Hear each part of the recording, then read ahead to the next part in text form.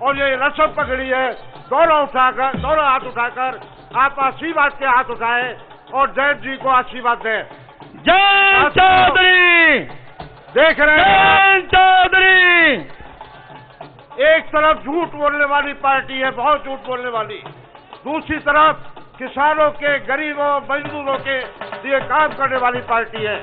मेरा निवेदन है कि 2022 में जो विधानसभा का चुनाव होने वाला है, इसमें आपको हर भूल को स्वीकार करते हुए, हर चीज को दूर करते हुए आपको 2022 में लोक दल के उम्मीदवारों को जिताना है।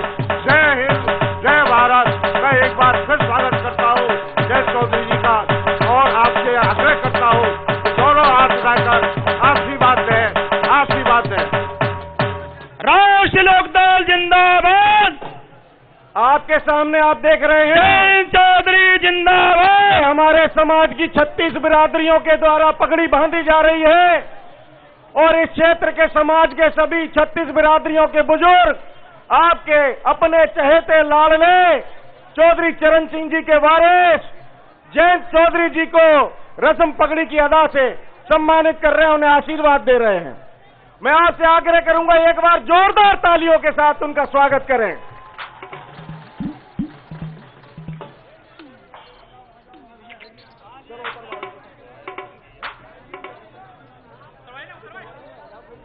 अग्नि को सबको करवाते हैं।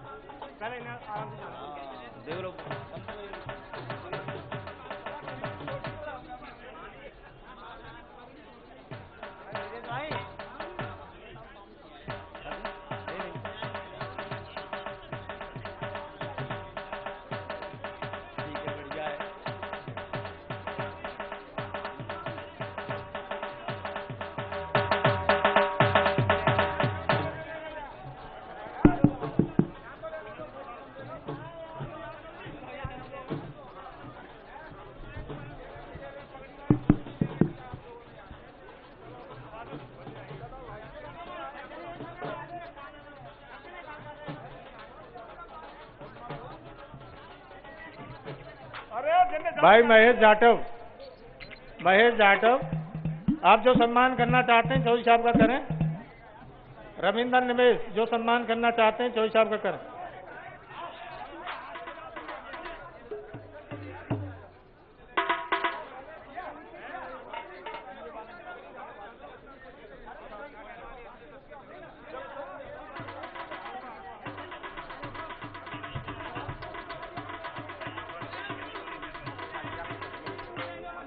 पूर्व विधायक कालीचरण सुमन जी मान्यवर काशीराम की तस्वीर और पगड़ी भेंट करना चाहते हैं, चौधरी साहब को भेंट करें।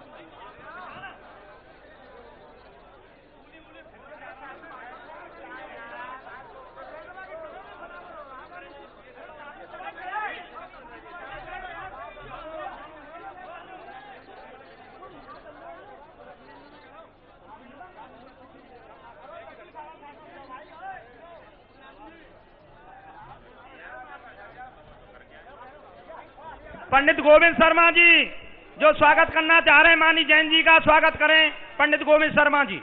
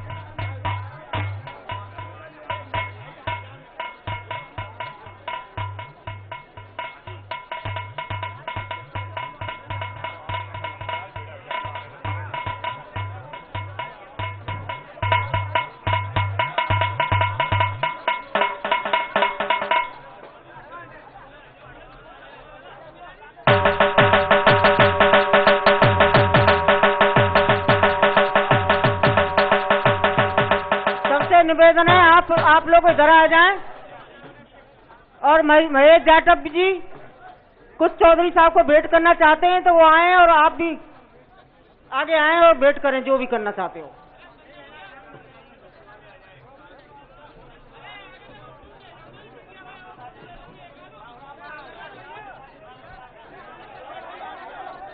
भैया ये शैलेन मंच पर रिंकू बाकी सब लोगों को नीचे उतारिए।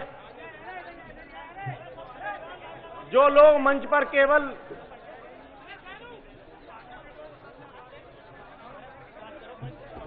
जिन लोगों का मंच पर केवल बुलाया गया था सम्मानित साथियों ने स्वागत कर लिया है वो कृपया करके मंच को खाली करें।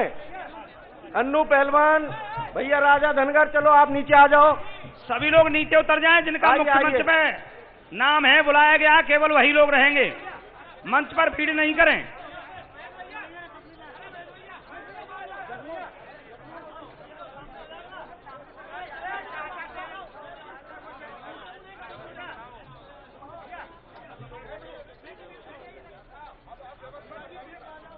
ब्रजेश चाहर जी से अनुरोध है कृपया कार्यक्रम को आगे बढ़ाएं। ब्रजेश चाहर जी। जी जी जी धन्यवाद भैया। मैं आप सबसे अनुरोध कर रहा हूँ शांतिपूर्वक मंच पर जहाँ जिसका स्थान था वो वहाँ उपस्थित हो। महेश जी हटिए, सामने से हटिए, चलिए सामने से हट जाओ। जगमोहन जी चलो हटो, हटिए। कार्यक्रम को आगे बढ़ाइए। चार साहब महोरा पाल की तरफ से प्रताप नेताजी आए हैं, आप चौधरी साहब का स्वागत करना चाहते हैं। हाँ गंगाराम माहौर जी जल्दी आइए। जी अब ये स्वागत का कार्यक्रम बंद किया जाता है। भैया आप सबकी ओर से जो भी स्वागत सम्मान है वो चौधरी साहब ने स्वीकार कर लिया है। जहां भी आप हैं वहां से चौधरी साहब का अरे क्या कर रहे हो?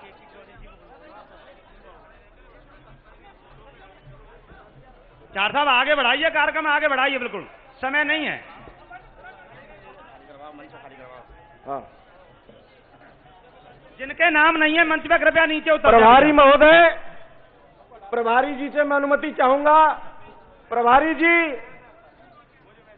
पूर्व विधायक पंडित सुदेश शर्मा जी, पूर्व विधायक पंडित सुदेश शर्मा जी, प्रभारी जी से एक अनुमति चाहूंगा। कुछ लोग आज पार्टी की सदस्यता ग्रहण करना चाहते हैं बसपा छोड़कर और भाजपा छोड़कर के, उनके नाम बोल दूं यदि आपकी अनुमति हो तो। विजय प्रधान जी टीकरी और बच्चू हवलदार जी टीकरी, यदि आप हो तो आप जो है भारतीय जनता पार्टी छोड़ करके आज राष्ट्रीय लोकदल में शामिल होना चाहते हैं। मैं आपका स्वागत करता हूं, वंदन करता हूं अपने राष्ट्रीय अध्यक्ष जी के समान। बसपा छोड़ करके जो सम्मानित साथी आज पार्टी की सदस्यता ग्रहण कर रहे हैं मैं उनके नाम बोल रहा हूं। भाई दीना चौधरी जी डावर, पूर्व जिला प्रभारी बसपा, चौधरी हरदयाल सिंह एडवोकेट जोताना, जयपाल प्रधान जादव, इंदर कुशवाहा डावर, कैलाशी जाटव ओलेंडा, अमर सिंह जाट नगला सराय, पप्पू जाटव डावर, अतर सिंह बीटीसी डावर, रामविलास सोगरवाल कोरई, रतन सिंह कुशवाहा नगला बले, मुलुआ सेठ नगला बले, ये सभी सम्मानित साथियों ने आज बसपा छोड़ करके राष्ट्रीय लोकदल की सदस्यता ग्रहण किया। आप सबका बहुत बहुत स्वागत, वंदन। हमारे राष्ट्रीय अध्यक्ष जी के समक्ष आज आपने पार्टी में आस्था जताई है। अब मैं आग्रह करूंगा चौई साहब के साथ आए पधारे केपी सिंह जी से, वो आए और मंच से इस सभा को संबोधित करें। आदरणीय केपी सिंह जी।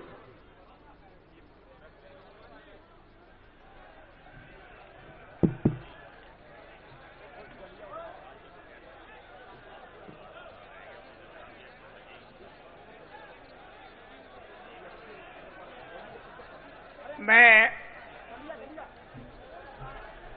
जो हमारे महापुरुष हैं उनके नारे के साथ अपनी बात की शुरुआत करूंगा। भारत के संविधान निर्माता बाबा साहब अम्बेडकर अमर रहें। भारत के संविधान निर्माता बाबा साहब अम्बेडकर अमर रहें। जोरदार बोले, अमर रहें। चौधरी चरण सिंह अमर रहें। चौधरी अजीत सिंह अमर रहें। चौधरी जयंत सिंह जिंदाबाद। राष्ट्रीय लोकदल जिंदाबाद। राष्ट्रीय लोकदल जिंदाबाद। हमारी उत्तर प्रदेश की जनता जिंदाबाद और आगरा की जनता जिंदाबाद। मैं सरकार की नौकरी में था, एक अधिकारी था और देश के गरीब तबके के लिए, अनुसूचित जाति, जनजाति, ओबीसी, माइनॉरिटीज, इस वर्ग के लिए दिन रात काम करता था। मेरे बहुत सारे संबोधन पूरे देश और दुनिया में हुए, लेकिन राजनीति में आने के बाद ये मेरा पहला संबोधन है और मेरा सौभाग्य देखिएगा कि बाबा साहब अम्बेडकर की कार्यस्थली आगरा से मेरा एक पहला राजनीतिक संबोधन हो रहा है। मैं आप सबका अभिनंदन करता हूं, आप सबका आशीर्वाद की उम्मीद करता हूं, आप सबका धन्यवाद करता हूं। मैं हाथरस की घटना की वीडियो देख रहा था। मैंने देखा कि माननीय जयंत चौधरी जी की पुलिस वाले पिटाई कर रहे हैं।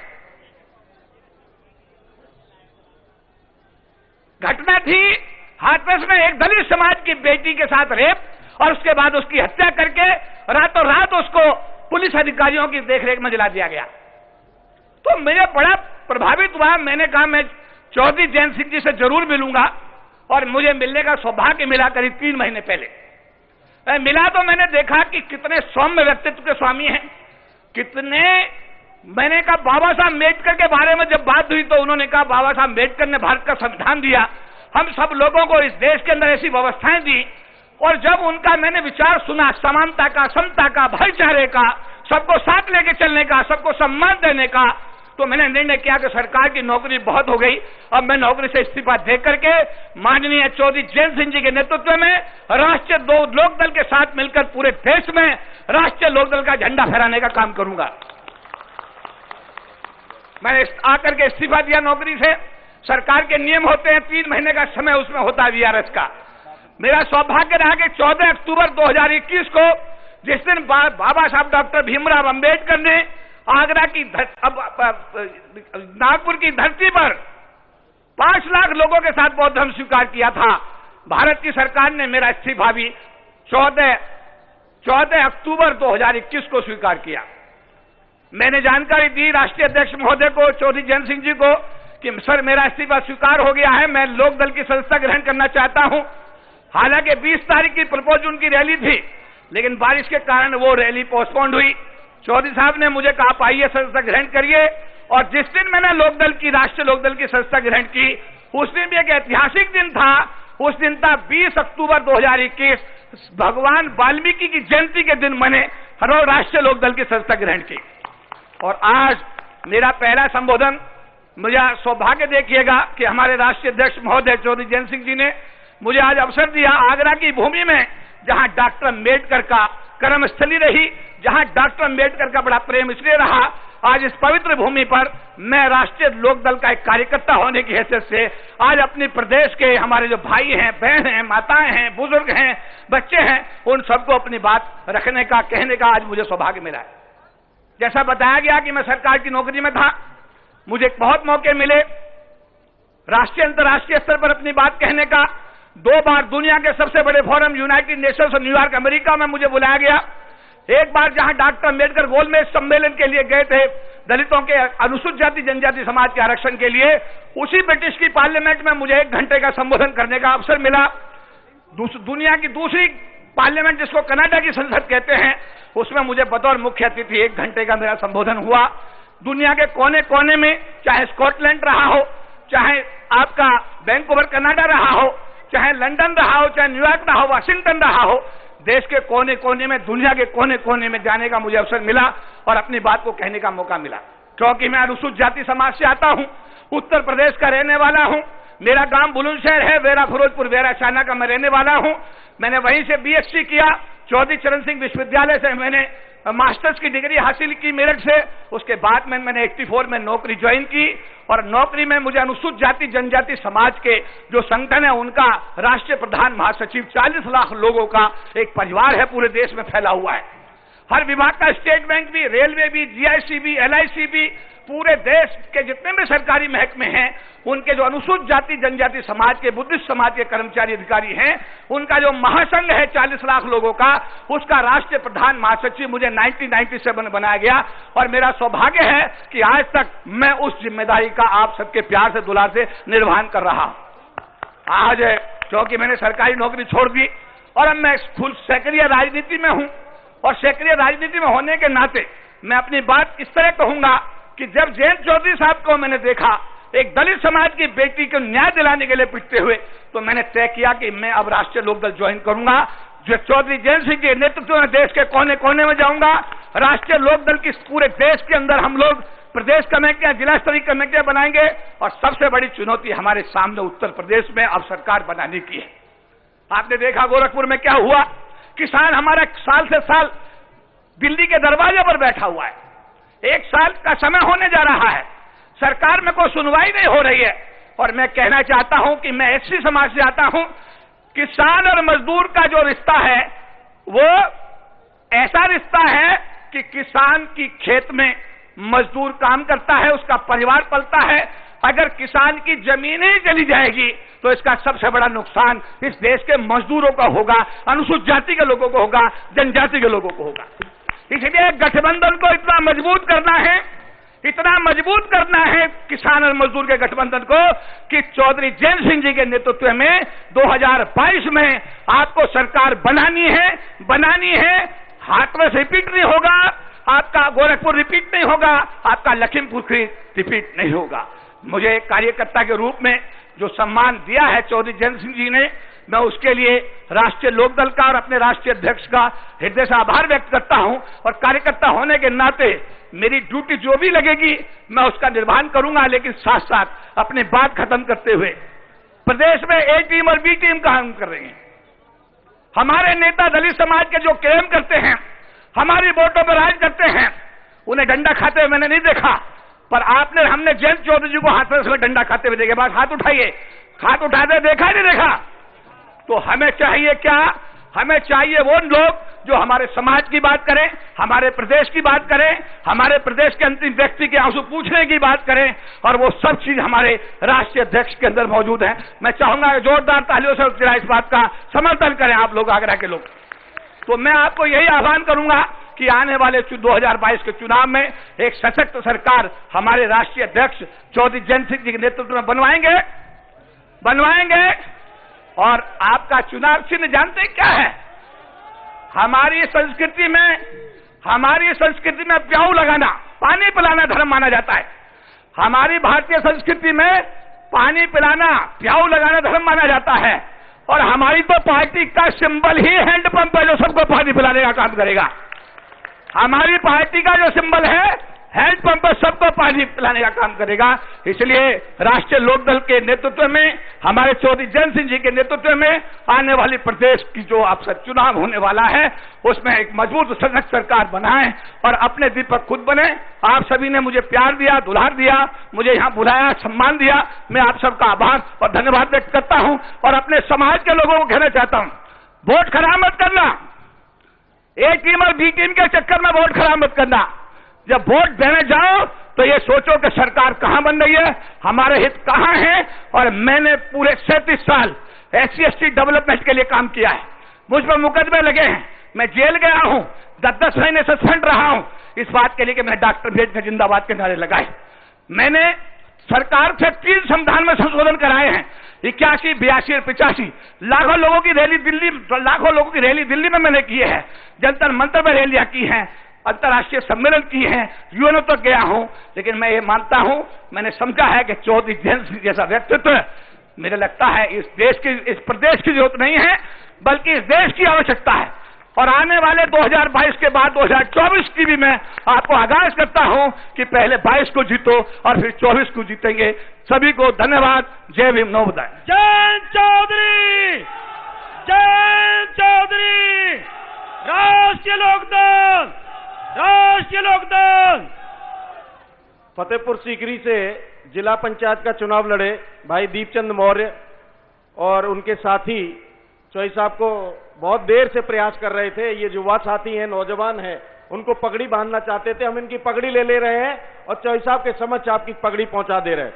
अब मैं निवेदन करूंगा भाई हमारे गोपाल सिंह कुशवाहा जी चौधरी साहब को अपनी ओर से, और सीमा जाटव जी, दोनों लोग, चूंकि चौधरी साहब का अपना एक मन है, अपना स्वभाव है, चौधरी साहब कभी चांदी का मुकुट पहनते नहीं है, तो लेकिन वो लोग अपनी ओर से दान करना चाहते हैं, देना चाहते हैं, तो वो चौधरी साहब को चांदी का मुकुट भेंट कर रहे हैं।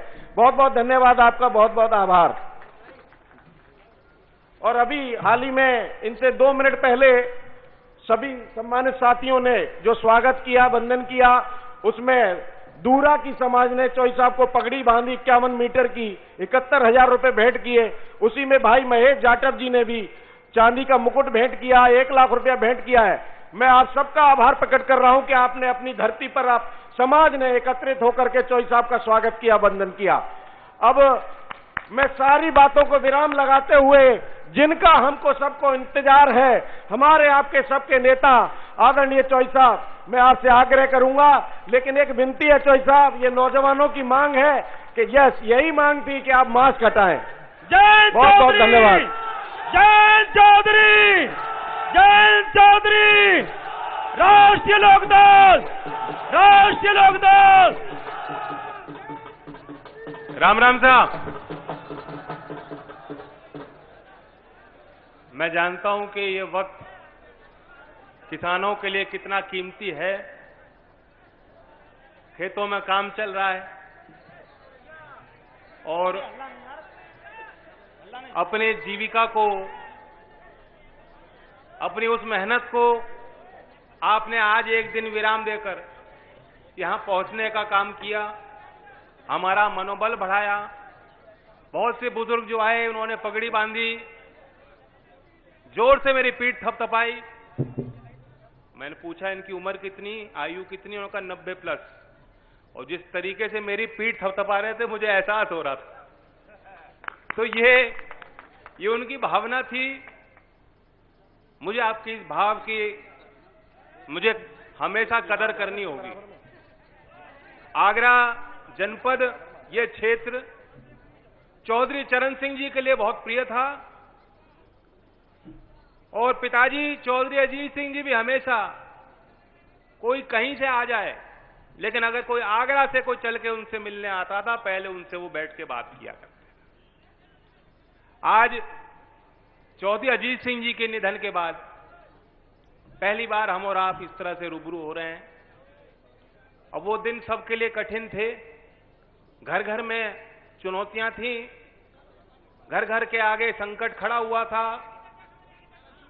महामारी का दौर, उसमें घर के लोग भी, आप परिवार के लोग भी, हम लोग आपस में अपने दुख को साझा भी नहीं कर पाए। लेकिन हमने सोचा कि जीवन के इस चक्र में हमें आगे बढ़ना है। जो अधूरे कार्य रहे उनको पूर्ण करने का संकल्प लेना है। और जो विरासत है, वो विरासत अकेली मेरी नहीं है। अगर उसे संभालने में आपका हाथ, आपका सहयोग, आपका कंधा नहीं लगेगा तो ये गाड़ी आगे नहीं चल पाएगी। इसलिए हम आशीर्वाद पथ के कार्यक्रम में निकल पड़े और आज यहां भूमि पे मैं आपके बीच हूं। इसी मैदान में सभाएं होती रहती हैं। मुझे याद आ रहा है कि पिछले चुनाव में भी यहां सभा हुई थी और चुनाव के बाद भी एक बड़ा विषय है जिसको लेकर मैं आज अपनी बात कहूंगा, उस पर चर्चा करूंगा। उस संबंध में भी जब हमने आयोजन किया तो यहीं किया था 2018 13 जुलाई, पोल खोल धावा बोल अभियान की शुरुआत भी यहीं से की थी। और वो हम पोल किसकी खोलने जा रहे थे और धावा किस पे मोल रहे थे, वो ये था कि हमें पता लग गया था कि बिजली का संकट घर घर पे गहराएगा, क्योंकि सरकार की मंशा उसी समय साफ हो गई थी और बिल में बहुत तेजी से वृद्धि सरकार चाहती थी। उपभोक्ताओं पे बहुत ज्यादा भार आने वाला था। हमें जानकारी थी, हमने कहा आंदोलन करूं और धावा हमने बोला। आपको याद होगा यहां इसी मैदान पे हमने चर्चा करी थी और उसके बाद आपने एक ही दिन में यूपी के जहां जहां संभव था बिजली घर का आपने घेराव किया और सरकार को संदेश भी दिया कि उपभोक्ता जागृत है। लेकिन सरकार नहीं मानी। सरकार आपकी थी नहीं। सरकार के मन में आपके प्रति, इनके मन और हृदय में कोई जगह होती तो जरूर आपकी सुनवाई होती। और वो तो छोटी सी बात है। आज आप देख रहे हो क्या माहौल देश भर में है। मैं आपका आशीर्वाद लेने आया हूं, क्योंकि आगे हमें और आपको बहुत कठिन रास्ते पे चलना होगा। फूल तो मिले ना मिले, कांटे खूब मिलेंगे। लेकिन हम लोग, आपने भी परख लिया, मैं अगर राजनीतिक क्षेत्र में सक्रिय हूं, मैंने कोशिश की है कम समय में ये हम अपनी पहचान बनाएं। सत्ता के साथ जुड़ने की ललक नहीं होनी चाहिए, लेकिन मुद्दे को आगे बढ़ाने की ललक होनी चाहिए। 7 साल हो गए, 7 साल से मैं खुद भी चुनाव हार रहा हूं। बहुत लोगों पे बहुत फर्क पड़ जाता है, मुझ पे उस तरह से कोई फर्क पड़ने वाला नहीं है, क्योंकि मिशन है। मैं देख सकता हूं क्या बीत रही है आप पर। देश आजाद भारत में, लोकतंत्र में आपकी वोट बनकर सरकार बनती है और बिगड़ती हैं। कभी हमने ऐसा नहीं सोचा ऐसी भी सरकार बनेगी जो किसान सड़क पर बैठे हों, उनकी सुनवाई ना हो। वहां तक भी माफ था कि आंदोलन होते हैं, आंदोलन में आपका मन नहीं है, आप नहीं सुन रहे। लेकिन पहली बार हुआ है कि आंदोलनकारियों को कुचलने की कोशिश हो, सरकार के गुंडे उसमें शामिल हो। और मैं तो कहूंगा भारतीय जनता पार्टी के तालिबानी उसमें शामिल थे, जिन्होंने लखीमपुर में किसानों को कुचला। वे आतंकवादी से कम नहीं हैं। आम जनता के, नागरिक के नजर में आप देखेंगे तो बहुत गुस्सा है। सब लोग परेशान हैं और हमने आपने कभी नहीं सोचा था कि ऐसे दिन हमें देखने पड़ेंगे। बिजली की हम बात करें और खाद की किल्लत की हम बात करें, मंडी पे जो भाव मिल रहे हैं किसान को, हमारे बच्चे जिस तरह से रोजगार की उम्मीद उन्होंने रखी थी। आज मैं केपी चौधरी को लाया, अच्छा उनका परिचय आपके आगे हुआ और आपके आगे कई सरकारी डिपार्टमेंट के नाम वो ले रहे थे, रेलवे, LIC। मुझे तो खुशी होगी हमारे इन बच्चों को नौकरी कैसे मिलेगी, ये भी आप सिखा देना कुछ केपी जी। नौकरियां नहीं मिल रही। अब SC का आरक्षण है, लेकिन सरकार नौकरी नहीं देती। केंद्र सरकार में 2016 में केंद्र के जितने डिपार्टमेंट हैं, जो मंत्रालय हैं, जो SC वर्ग के लिए आरक्षित पद हैं, उनमें 15,178 पद खाली थे। 15,178 पद 2016 में SC की जो नौकरियां हैं वो उनको नहीं दी जा रही। बहुत बड़ा आंकड़ा है, लेकिन 4 साल के अंदर ये दुगना हो गया। 2016 का आंकड़ा अगर 15,178 है, 2019 में यह आंकड़ा बढ़कर 26,978 तक पहुंच गया। यानी असलियत यह है कि SC वर्ग के लिए जो नौकरियां हैं केंद्र सरकार के सभी डिपार्टमेंट में, हर स्तर पे आधे से ज्यादा पद रिक्त पड़े हैं, खाली पड़े हैं, वैकेंसी को भरने की इनकी कोई मंशा नहीं।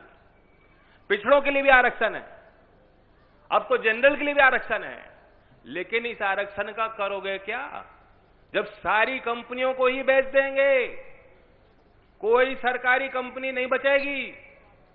तो हालात इस तरह से हैं। मोदी जी ने कहा था 56 इंच की छाती होगी, 56 इंच की छाती तो किसानों के लिए है, लाल आंख तो किसानों के लिए है। चीन पाकिस्तान को लाल आंख नहीं दिखाते। किसान आंदोलन करेगा, दिल्ली में जाने की कोशिश करेगा, तो वो छाती, वह आंखें, वो आपके लिए है। सरकारें आती गई, बदलती गई, कभी ऐसा भी हुआ कि देश का किसान, देश का अन्नदाता ये तय करे कि देश की राजधानी में मैं जाना चाहता हूं और उसे रोका जाए। चौधरी अजीत सिंह जी आज होते, उस पार्लियामेंट में अगर आपकी गिनती होती, इस तरह से लंबा आंदोलन करने की आपको कोई आवश्यकता, कोई जरूरत नहीं पड़ने वाली थी।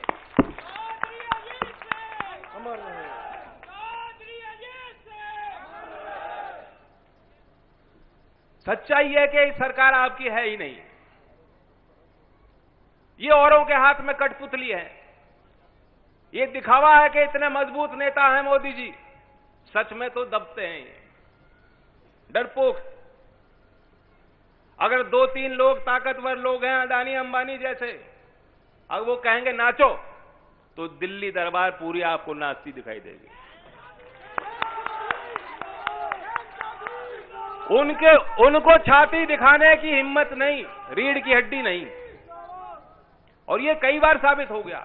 कृषि कानून में जिस तरह का मसौदा, जिसकी कोई मांग आम जनमानस से नहीं हुई, किसी किसान संगठन ने, किसी पॉलिटिकल पार्टी ने ये नहीं कहा उनको कि ये करो।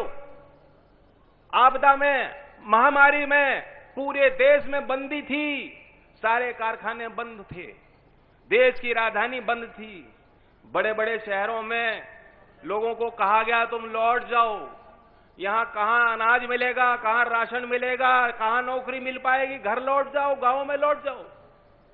और कई 100 किलोमीटर देश का मजदूर पांव पे छाले पड़ गए, कोई पूछने वाला नहीं था, मजबूरी में अपने घर में, गांव में मजदूर लौटा था। लेकिन उस बंदी में भी वह किसान था जिसने देश की अर्थव्यवस्था को बचाने का काम किया। किसान रुका नहीं, किसान डरा नहीं, किसान थमा नहीं था। और हमने सोचा कहीं ना कहीं ये जो मेहनत है किसान की, इसे फल मिलेगा। लेकिन उस समय में आपातकालीन स्थितियों का फायदा उठा के ये नए कानून लाए। यही साबित हो जाता है कि किसान के लिए इनकी इच्छा क्या है, दबाना चाहते हैं, कुचलना चाहते हैं। और हमारे यहां तो बाबा हैं। अब मुझे समझ नहीं आता, जो इनके लोग गांव में आएंगे ना, बात बनाने खूब जानते हैं। गणेश जी को दूध पिला दिया था तो ये तो छोटी बात है इनके लिए। अब आप उनसे कहोगे भाई बिजली महंगी हो गई, डीजल पेट्रोल का भाव देखो कहां तक जा लिया, घर घर में तंगियां हैं, परेशानियां हैं। आप जब इनसे जवाब मांगोगे क्या कहेंगे? कहेंगे लेकिन एक बात है, बहुत ईमानदार हैं, शादी नहीं करी। इनका सबसे बड़ा गुण बताया जाता है कि ये कुंवारे हैं। अब कुछ तो कुंवारे आपके खेत में भी चल रहे हैं, आपने देखा, उनको भी झेले हो।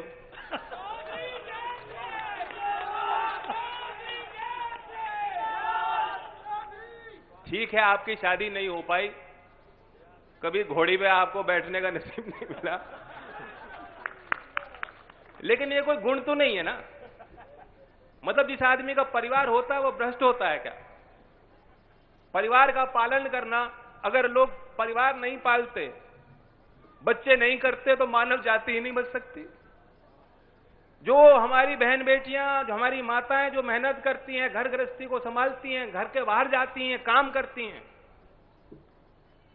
आप मुख्यमंत्री जब बात करते हैं, महिलाओं की शुरुआत गाय से करते हैं, क्या हालत है? तो इनकी सोच गंदी है, ये कोई गुण नहीं है। चौधरी चरण सिंह जी का बहुत बड़ा परिवार था, और आगरा से भी ताल्लुक थे। परिवार था ना यहाँ, कितना बड़ा परिवार था चौधरी साहब। बहुत सी मेरी बहनें अब बाहर रह रही हैं, लेकिन क्या चौधरी चरण सिंह ईमानदार नहीं थे? ईमानदार थे ना। चौधरी अजीत सिंह जी की इतनी बहनें थीं, 3 बच्चे, क्या वो ईमानदार नहीं थे? मेरी 2 बेटियां मैंने कर ली, मैंने गुनाह कर लिया शादी करके कि मैं ये हो गया साबित लोगों की नजर में तो शादीशुदा है, ये तो नेता बन ही नहीं सकता। ऐसा तो नहीं है। और इनकी ईमानदारी, सरकारी तंत्र का दुरुपयोग करना भ्रष्टाचार होता है। यहां आगरा से लेकर बेंगलोर तक आप जाएंगे, योगी जी होर्डिंग लगा रहे हैं कि देश में अव्वल नंबर 1 उत्तर प्रदेश। कहां है ना उत्तर प्रदेश नंबर 1? ये बीजेपी का पैसा नहीं है। बीजेपी पार्टी पैसा लगा के होर्डिंग लगा दे, किसी को कोई बात नहीं। ये सरकारी खजाने से पैसा लिया जा रहा। ये ईमानदारी है क्या? तो भ्रष्टाचार है, ये दुरुपयोग है। आगरा में बैठे नौजवानों को क्या लाभ है कि अगर बेंगलुरु में योगी जी की तस्वीर लग रही हो? कोई लाभ नहीं। ये भ्रष्टाचार है। और इनकी भ्रष्टाचार की पोल तो खुद महामहिम राज्यपाल हैं, लंबे समय से बीजेपी में रहे हैं। वे खुद ही जो पोल खोल रहे हैं, आपने पढ़ लिया होगा, सुन लिया होगा क्या कह रहे हैं। तो इसलिए मैं नहीं समझता, और ना इन्होंने काम किए जो चुनाव के पहले इन्होंने वादे किए थे। आज आपको वक्त मिल रहा है, जरा सोचो क्या बात पूरी हुई। कानून व्यवस्था पे बड़े बड़े दावे करते हैं। उत्तर प्रदेश सबसे ज्यादा महिलाओं के विरुद्ध कहीं अपराध हो रहा है, यूपी में हो रहा है। सबसे ज्यादा अपराध, 17,000 से ज्यादा अपराध एससी के खिलाफ जो अपराध कहीं देश में हो रहे हैं, 17,000 से ज्यादा मुकदमे 2020 में उत्तर प्रदेश के थानों पर दर्ज हुए। कहां का नंबर 1?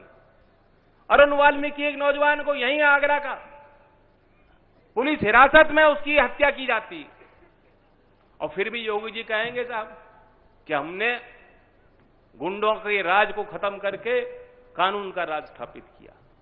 कानून ऐसा नहीं होता। मोदी जी तो रिमोट कंट्रोल वाली सरकार है, योगी जी नो कंट्रोल वाली सरकार है। किसी का कंट्रोल नहीं, उन्हें खुद पे कानून लाए हैं। सारे उपभोक्ता एक कैटेगरी के हो जाएंगे, और भाव का निर्धारण, उस भाव के निर्धारण में किसी राज्य सरकार के बस की नहीं है। वे भाव का निर्धारण निजी क्षेत्र में जो उनको दे रहे हैं, बांट रहे हैं, वे लोग करेंगे। यानी अदानी और अंबानी जैसे लोग तय करेंगे कि बिजली की दर क्या हो। अब क्या ये लोग आपके साथ न्याय करेंगे? तो बिजली की बहुत बड़ी समस्या है, और हम लोक संकल्प 2022 और 2022 के 22 संकल्प का नारा लेके मैं जो आशीर्वाद पथ के कार्यक्रम में जा रहा हूं, रोज सभा में कुछ न कुछ नई बात बता रहा हूं कि हम ये करना चाहते हैं। ये मेरे मन से सोची हुई बातें नहीं, ये वो सुझाव हैं जो हमें जनता से मिल रहे हैं। और नंबर 1 पे बताना चाहता हूं क्या बात आई है। किसी से पूछ लो, किसी क्षेत्र में जाके पूछ लो, लोग कह रहे हैं कि बिजली की बिल की आफत से छुटकारा दो, ये बिजली के बिल हमसे नहीं भरे जाएंगे। नंबर 1 पे ये बात निकल के आई है। और इसलिए आज मैं नई बात, जो नई घोषणा करूंगा, उससे पहले कुछ पुरानी बातें दोहरा दूं। शायद आप तक वो बात ना पहुंच पाई हो। हमने क्या क्या बात रखी है। हमने अपने एजेंडा पे रखा कि 23 दिसंबर किसान दिवस है, चौधरी चरण सिंह जी की जयंती है। ये सरकार केंद्र की सालाना 3 किस्त में 6,000 रुपए देती है किसान को, और कहती है इससे हमने किसान का सम्मान कर दिया, इससे किसान की लागत पूरी हो गई, सारी समस्याओं का निजात हो गया। ऐसा नहीं हो सकता। मैं जानता हूं कि यह भी पर्याप्त नहीं होगा, लेकिन हम जो कोशिश करेंगे औरों पर भी दबाव बनेगा। इसलिए हमने घोषणा की कि 6,000 नहीं, एक मुश्त, वो तो 6,000 देते हैं, सब किसानों को 12,000 दिलाने के लिए हम संकल्पित हैं। 23 दिसंबर में आपको वो राशि मिलेगी। और जो लघु किसान है, जो सीमांत क्षेत्र में जो अधिस्थित जमीन पे खेती करते हैं, जहां सिंचाई के साधन नहीं, उनको 15,000 रुपए हम देंगे। ये हिसाब लगा। उपस्थित सभी सभासदन, भारतीय जनता पार्टी हिंदुओं की ठेकेदार बनती है, राम के नाम का ठेकेदार बनती है, लेकिन हम सब भारतीय, आज जो किसी भी जात का है, ये धर्मनिरपेक्ष राष्ट्र है। यहाँ सभी धर्म, सभी जातियां, सभी संप्रदाय, सभी वर्ग समान है। कश्मीर से कन्याकुमारी तक भारत अखंड भारत है। यहाँ पर आज भाई से भाई को लड़ाया जा रहा है। ये वर्तमान सरकार वोटों की राजनीति के चक्कर में आपस में खून बहाने का काम कर रही है। साथियों, समय आ गया, आप लोगों ने बदलाव किया। हर व्यक्ति बदलाव की सोचता है।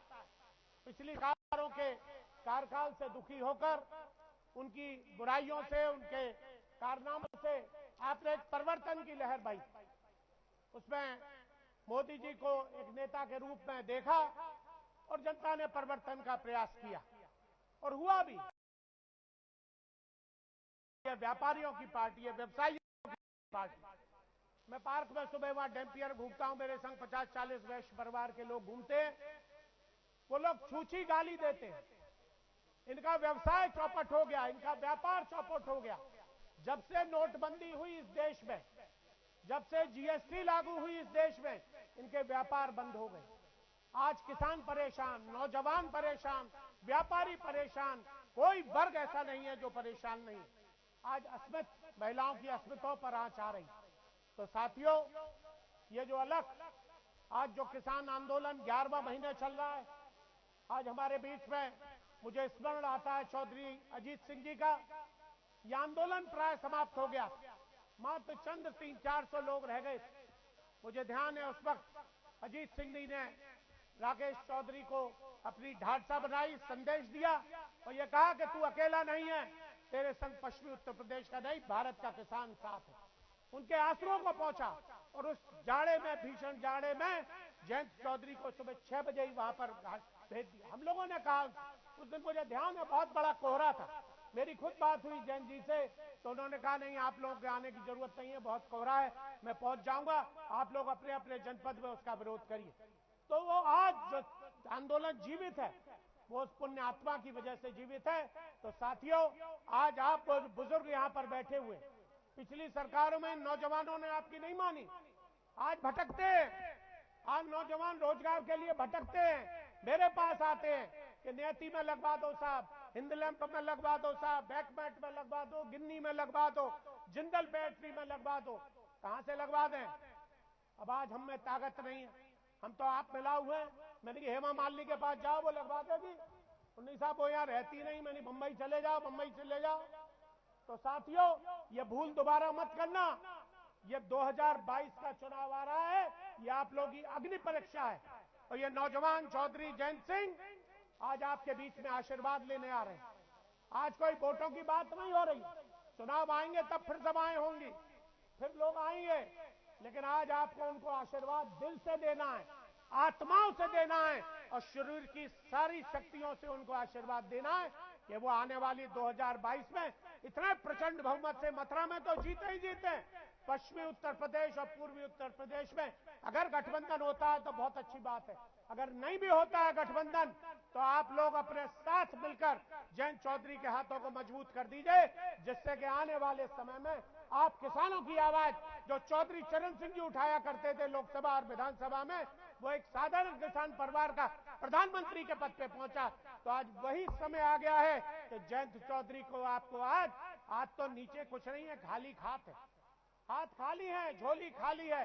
इस झोली को भरने का काम 2022 में साथियों, किसान भाइयों, आप आज डीएपी के लिए किसान परेशान, मुझसे रोज लड़ते हैं, डीएम से कल भी मिला मैं, डीएपी के और ये भारतीय जनता पार्टी के लोग, मैं नाम लेना इस मंच से उचित नहीं समझता, 1700 रुपए में डीएपी के और 1400 रुपए में डीएपी कट्टों को राजस्थान बेच रहे। मैंने नाम लिख के डीएम से अनुरोध किया कि इसकी जांच होनी चाहिए। तो साथियों, आज आपको लाहा बोना है, पड़पड़ा मार गया। मैं भी किसान, गेहूं की बुवाई आ रही है, आलू की बुवाई आ रही है, खाद के बिना कौन किसान जीवित रह सकता है। इसलिए अगर उसके लिए भी एक आंदोलन करना पड़ा तो पुनः आप लोगों को आंदोलन के लिए तैयार रहना होगा। इन्हीं के साथ मैं आप सभी लोग, संख्या बहुत कम है आज, ये तो आज नरवारी और नौवारी के लिए बड़े अफसोस की बात है।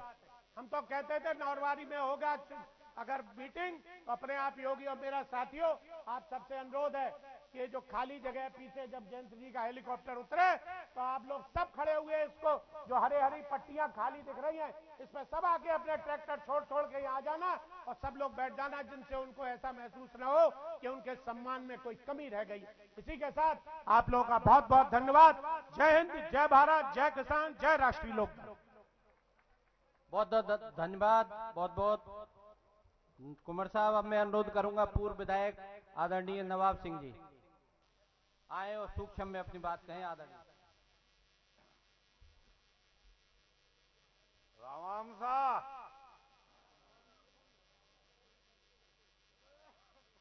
आदरणीय मंच का और मेरे समक्ष बैठी हुई सरदारी का तहे दिल से मैं हार्दिक अभिनंदन करता हूं, स्वागत करता हूं।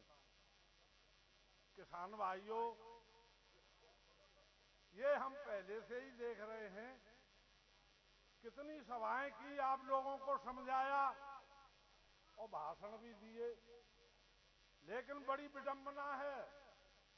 हमारी बात या तो आप इस कान से सुनते हो, उधर से निकाल देते हो, या हमारी तरफ से ही कोई गड़बड़ है कि हम अपनी बात आपको समझा नहीं पाते।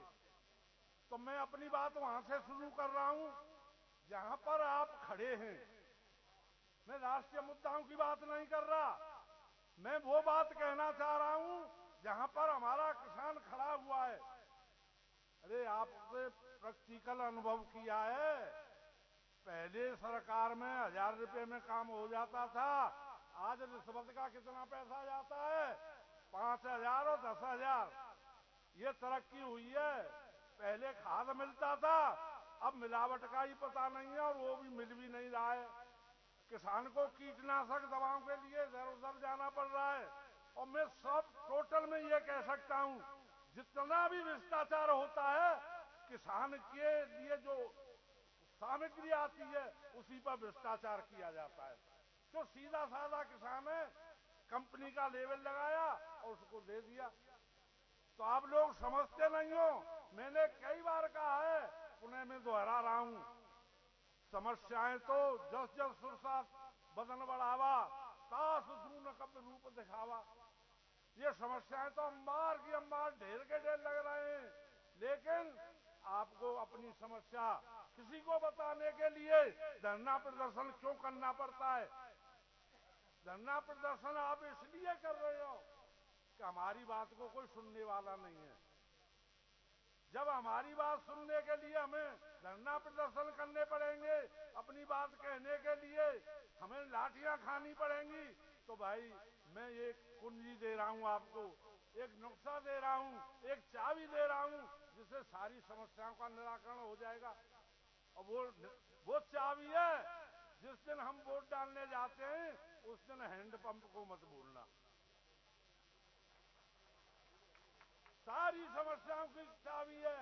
उस दिन अगर आपने हैंडपंप को नहीं भूला तो आपकी समस्याओं का निराकरण स्वतः ही हो जाएगा। आज आपकी बात सुनने वाला कोई नहीं है।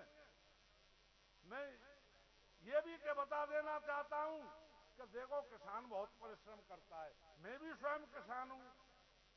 किसान की कमाई को जो खा रहा है उसका भला तो नहीं होगा, लेकिन भाई उसका भला भले मत हो, हमारा तो नुकसान हो रहा है, तो हमें तो अपना नुकसान देखना है। मित्रों, अब तो बहुत शिक्षित बच्चे हैं हमारे, देख कर बाधा विविध बहुविघ्न घबराते नहीं। बाधाएं आएंगी, उसे देख करके घबराना नहीं है। देख कर बाधा विविध बहुविघ्न घबराते नहीं, रह भरोसे भाग्य के दुख भोग पछताते नहीं।